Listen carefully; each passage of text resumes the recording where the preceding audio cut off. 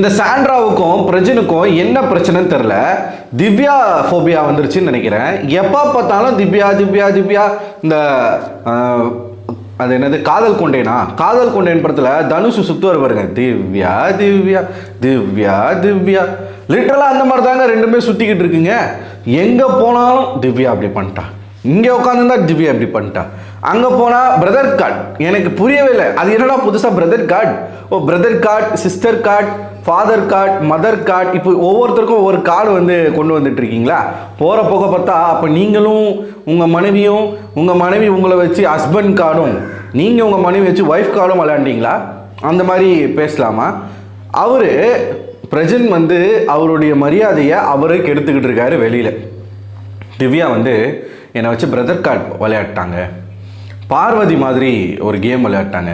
ஐயா, உங்கள் வாழ்க்கையில் விளையாண்டதே பார்வதி தான். நிஜமாலுமே பார்வதினால தான் நீங்கள் வெளியில் போய்கிட்டு இருக்கீங்க ஒருத்தரும். அது அவங்களுக்கு தெரியுதா தெரியலையா? இப்போ சாண்ட்ரா இந்த அளவுக்கு ஒரு டாக்ஸிக்காக மாறி இருக்காங்கன்னா அது பார்வதியுடைய சேர்க்கையினால் மட்டுமே. அது புரியாமல் திவ்யா வந்து பிரதர் கார்டு வச்சு விளையாண்டு என்னை வெளில அனுப்பிட்டா. என்னங்க அவங்க பண்ணாங்க? எனக்கு அதாங்க புரிய மாட்டேங்குது. என்ன மாதிரி பல பேருக்கு புரிய மாட்டேங்குது. என்ன பண்ணாங்க திவ்யா? நீங்கள் வெளியில் போகிறதுக்கு திவ்யா காரணமா? கிடையவே கிடையாது.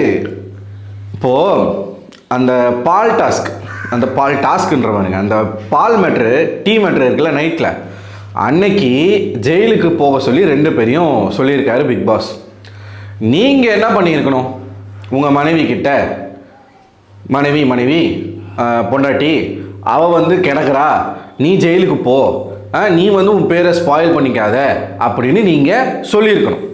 நீங்கள் சொன்னீங்க, ஆனால் உங்கள் பேச்சை உங்கள் மனைவி கூந்தலாக கூட மதிக்கலை. அதெல்லாம் என்னால் போக முடியாது, நான் திவ்யா கூட தான் இருப்பேன் அப்படின்னு அவங்க சொல்லிட்டாங்க. இல்லை, இப்போ சாண்ட்ராவுக்கு வரும். சாண்ட்ரா அவங்க என்ன பண்ணியிருக்கணும்? பிக் பாஸ் சொல்லிட்டாருங்க, நான் பிக் பாஸை மதிக்கிறேன், நான் ஜெயிலுக்கு போகிறேன், திவ்யா நீ உன் பிரச்சனை நீ பார்த்துக்கோ சொல்லியிருக்கணுமா இல்லையா? மாறா நீங்கள் என்ன பண்ணீங்க? அவங்க தலைவலிக்குதுன்னு சொல்லி உக்காந்துட்டாங்க, பால் வேணும்னு சொல்லி சண்டை போட்டாங்க, கேட்டாங்க. மற்றபடி பால் ஊற்றணும், அது ஊற்றணும், இது பண்ணணும், அது பண்ணணும், அவள் கழுத்தை பூச்சி தூக்கிட்டு போ, அவள் கையை பூச்சி இழுத்துட்டு போ, இதெல்லாம் பேசுனது நீங்களும் உங்களுடைய மனைவியும். பல இடங்களில் நீங்கள் 2 பேர் தான் வார்த்தையை விட்டுருக்கீங்க. திவ்யா எந்த இடத்துலையும் எனக்காக பிரஜன் அண்ணன் வருவார், எனக்காக சாண்ட்ராக்கா வருவாங்க சொல்லலை. நீங்கள் தான் என் மனைவிக்கு ஒன்றுனா நான் வந்து நிற்பேன், அவங்க எனக்கு ஒன்றுனா என் கணவர் வந்து நிற்பார், என் கூடயும் இருக்காண்டா ஆம்பளை அப்படின்னு பேசுனது நீங்கள் 2 பேர். இப்படி அந்த வீட்டுக்குள்ளே 2 பேரும் மாறி மாறி வந்து என்ன பண்ணீங்க? உங்களுக்கு ஏதாச்சும் ஒரு பாசிட்டிவான ஒரு விஷயம், இப்போ உதாரணத்துக்கு ஒரு பெஸ்ட் பர்ஃபார்மர் கொடுக்கணுன்னா நீங்கள் சாண்ட்ராவுக்கு கொடுக்குறதும் அவங்க உங்களுக்கு கொடுக்குறதும், இதைத்தான் அந்த வீட்டில் இருக்கிறவங்க வந்து அவங்க கப்புள் கேம் ஆடுறாங்க, நீங்கள் கப்புள் கார்டு யூஸ் பண்ணீங்கன்னு சொல்லாமல் அப்போ ஆடுறாங்கன்னு சொன்னாங்க. இவர் வெளியில் சாண்ட்ராவுக்கு வருவோம், நம்ம பிரஜனுக்கு ஒரு விஷயத்த பேசிட்டு அப்புறமா சாண்ட்ராவுக்கு வருவோம். வெளியில் என்ன சொல்கிறாரு? ஐபேக்கோ டாஸ்க்கு. இந்த ஐபேக்கோ டாஸ்கில் வந்து சாண்ட்ரா தான் சொன்னாங்க திவ்யாவுக்கு வந்து ஐஸ்கிரீம் கொடுக்க சொல்லி. அப்போ சாண்ட்ரா வந்து திவ்யா புரிஞ்சுக்கணுமா இல்லையா? இவர் என்ன சொல்கிறாரு? ரீஎன்ட்ரி ரவுண்டு இல்லை ஃபேமிலி ரவுண்டு வரும்ல, அப்போ போய் திவ்யா கிட்ட பேசிப்பாரான் அவர். அப்போது அந்த சமயத்தில் இவங்க 2 பேருமே சேர்ந்து திவ்யாவை ஜெயிக்க வச்சுருவாங்கன்னு நான் நினைக்கிறேன். பயங்கரமான ஒரு சம்பவம் இருக்குன்றது மட்டும் புரியுது. ஒரு கட்டத்துக்கு மேலே விஜய் சேதுபதி போட்டு உங்களை அடித்த பிறகு நீங்கள் என்ன பண்ணுறீங்க? நீங்கள் என்ன பண்ணுறீங்கன்னா, உங்களை பிரஜினாகிய சாண்ட்ராவினுடைய புருஷனாகிய உங்களை இண்டிவிஜுவல் பிளேயராக காட்டிக்கிறதுக்காக நீங்கள் தான் என்ன பண்ணுறீங்க? சாண்ட்ராவுக்கு ஐஸ்கிரீம் கொடுக்காம திவ்யாவுக்கு கொடுக்குறீங்க. கேட்டால் அவங்க மனைவி சொன்னாங்கன்னு சொல்கிறீங்க. சரி, ஓகே, உங்கள் மனைவி தான் திவ்யாவை வர்ஸ்ட் பர்ஃபார்மரில் நாமினேட்டும் பண்ண சொன்னாங்க. ஏன்னா ஜெயிலுக்கு உங்கள் மனைவி கூட திவ்யாவை போகணும், திவ்யாவை வந்து போனால் தான் கரெக்டாக இருக்கும், கனி போயிட்டா அவளுக்கு வந்து பிரச்சனை வரும்னு நீங்கள் தான் என்ன பண்ணுறீங்க? நீங்கள் 2 பேரும் பிளான் பண்ணி திவ்யா பேரை சொல்கிறீங்க, அவங்களும் என் பேரை சொல்லுன்னு சொல்கிறாங்க. நீங்கள் என்ன பண்ணியிருக்கணும்? அந்த இடத்துல நீங்கள் சிஸ்டர் கார்டு யூஸ் பண்ணாமல் இருந்திருக்கணும்ல. உங்கள் மனைவிக்கு துணையாக நீங்கள் எதுக்கு சார் அந்த பொண்ணை அனுப்பிச்சிங்க?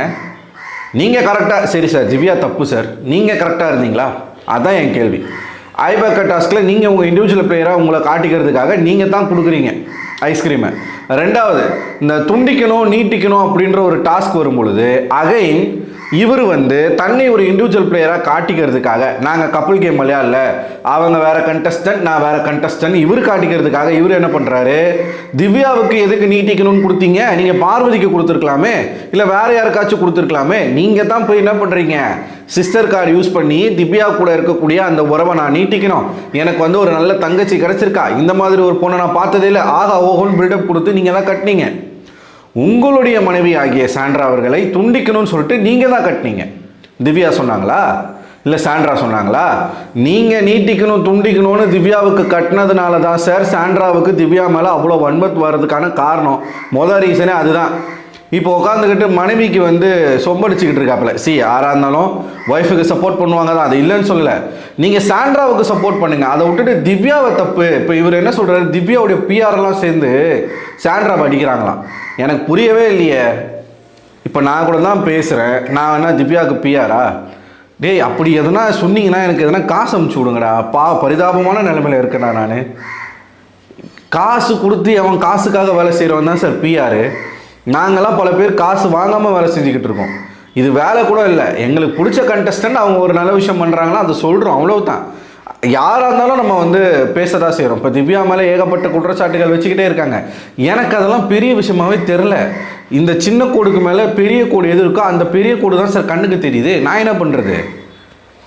ஸோ வெளியில் அவர் ஒரு பக்கம் சிஸ்டர் கார்டு பிரதர் கார்டுன்னு உருட்டிக்கிட்டு இருக்காப்புல. உள்ளுக்குள்ளே இந்த மேடம் வந்து எங்கே போனாலும் திவ்யா திவ்யா திவ்யா. காலையில் ப்ரோமோ நீங்கள் பாருங்களேன், ஃபர்ஸ்ட் ப்ரோமோவில் விக்ரம் கூட உட்காந்து பேசிகிட்டு இருக்காங்க. பிரசன்ட் இன்னமும் அந்த சட்டையை துவைக்காமல் வச்சுருக்காங்கங்க சாண்ட்ரா. எங்கே போனாலும் எனக்கு புரியவே இல்லை. ஏங்க நீங்கள் போய் தனியாக உட்காந்துக்கிறீங்க, சோஃபாவில் படுத்து தூங்குறீங்க, தனியாக சாப்பிட்றீங்க, தனித்தனியாக உட்காந்து அழுவுறீங்க, ஆனால் ஒன்று அந்த சட்டையை போட்டு போய் உட்காடுறீங்க. நீங்கள் ஒரு மாதிரி சிம்பத்தி கேம் ட்ரை பண்ணுறீங்க, நீங்கள் சிம்பத்தி க்ரியேட் பண்ணிக்கிட்டு இருக்கீங்க. இதுக்கெல்லாம் வந்து உங்கள் கூட உட்காரணுமா ஒருத்தர்? இவங்க ரெண்டு பேர் என்னன்னா, அவங்க ஃபேமிலி கேமுக்குள்ளே திவ்யாவை கொண்டு வர ட்ரை பண்ணாங்க. ஆனால் திவ்யா அதுக்குள்ளே வராமல் வெளில வந்துட்டாங்க. இது நமக்கு செட் ஆகாதுன்னு சொல்லிட்டு வெளில வந்துட்டாங்க. ஸோ அவங்க கேமில் அவங்க கரெக்டாக போயிட்டுருக்காங்க. இவங்க என்ன பண்ணுறாங்க, அவள் எப்படி எங்களை விட்டு போகலாம், அவள் ப்ரெசென்ட் போனால் உட்காந்து உங்களை மாதிரி மூளைக்கு மூளை உட்காந்து திவ்யா அழணுமா? நீங்கள் தாங்க அவங்க மனைவி, அவங்க எதுக்குங்க அழணும்? இல்லை உங்கள் கூட உட்காந்துட்டு உங்களை வந்து எப்போ பார்த்தாலும் தேத்திக்கிட்டே இருக்கணுமா பார்வதி மாதிரி? அதுக்கு தான் இது கேம் ஷோ. நீங்கள் இங்கே விளையாட வந்திருக்கீங்க. அப்போ அதை பண்ணாமல் பிரஜன் என்னமோ சொர்க்கத்துக்கு போன மாதிரி நீங்கள் உட்காந்து ஃபீல் பண்ணிகிட்ருக்கீங்க. அவர் வெளியில் தான் போயிருக்காப்புல, இன்னும் 2 வாரத்தில் திரும்ப வரப்போகிறாப்புல. பிரஜன் போகக்கூடாதுன்னு நான் நினச்சேன், ஆனால் பிரஜன் வந்து என்னை விட திவ்யா கூட தான் பிரஜன். இது என்ன மாதிரியான ஒரு ஸ்டேட்மெண்ட்? என்னை விட திவ்யாவுக்கு மேலே தான் அதிகமாக பிரஜன் வந்து பாசம் வச்சுருந்தாரு. ஆனால் திவ்யா அவர் நான் வந்து பிரஜன் போகக்கூடாதுன்னு நான் நினச்சிட்டு நான் போனதை நினச்சி நான் அழுதுட்டுருக்கேன். அப்போ வந்து அந்த கபோர்டை வந்து க்ளீன் பண்ண சொல்கிறா. உங்களை அவங்க க்ளீன் பண்ண சொல்லலை, அவங்க எடுத்து வைக்கிறேன்னு சொன்னாங்க. உன்னுடைய ட்ரெஸ்ஸஸ்லாம் எடுத்து நானே வைக்கிறேன், ஏன்னா கானா வினோத் அவர்களுக்கு அந்த கபோர்டு தேவைப்படுது. ஸோ உன் ட்ரெஸ்ஸை எடுத்து, இப்போ பிரஜன் போயிட்டாரு, ஒரு பெட்டு காலி ஆயிடுச்சு, இவங்க ட்ரெஸ் எடுத்து இன்னொரு கபோர்டில் இன்னொரு பெட்டில் வச்சுட்டா ஸ்பேஸ் வந்துடும், எல்லாருக்கும் தனித்தனி பெட்டு வந்துடும். அந்த இதுவில் அவங்க வந்து உன் ட்ரெஸ்ஸை எடுத்து நானே வைக்கிறேன்னு சொன்னாங்க.